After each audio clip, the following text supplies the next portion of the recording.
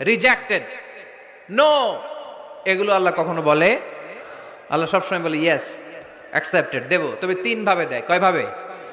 আপনি দোয়া করলেন, চাইলেন, প্রথম পদ্ধতি, চাওয়ার সাথে সাথে আল্লাহ দোয়া কবুল করে নেয় আর দিয়ে দেয়, পেয়ে আপনি খুশি হয়ে যান, আলহামদুলিল্লাহ পড়েন, দাও। আর অল্প কয়েক মিনিট, ডিস্টার্ব করো না। তো আল্লাহ তিন ভাবে আমাদের দোয়া কবুল করে। পদ্ধতি নাম্বার 1, চাওয়া মাত্রই দিয়ে দেয়, বলে হ্যাঁ দিব, তো দিয়ে দেয়, আমরা খুশি। পদ্ধতি নাম্বার 2, আমরা যাই, আল্লাহ এটা দাও, আল্লাহ তখনও বলে ইয়েস, দেব। কারণ না বলে ফিরিয়ে দিতে আল্লাহ জানেন না, দেব, তবে সাথে সাথে দেন না, লেটার অন, দেরি করে। কখন দিলে আমার জন্য ভালো, এটা আমার চেয়েও ভালো জানে কে? দেরি করে দেয়।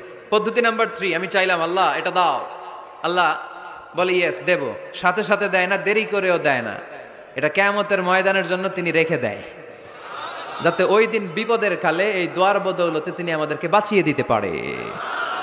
তাহলে যে এত এত দোয়া করি, লাভ আছে না নাই? হয় সাথে সাথেই কবুল, নয় কিছু সময় দেরি করে কবুল। তা না হলে আখেরাতের অ্যাকাউন্টে আমাদের জন্য ব্যালেন্সে রেখে দিয়েছে কে?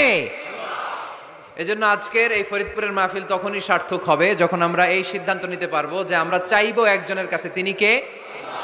এবং